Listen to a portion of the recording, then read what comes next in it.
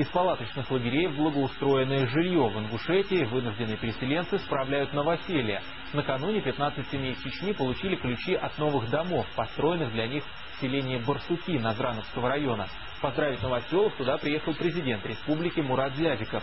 Он побывал у них в гостях и сообщил, что в ближайшее время еще в 3 селах Ингушетии будут построены дома для переселенцев.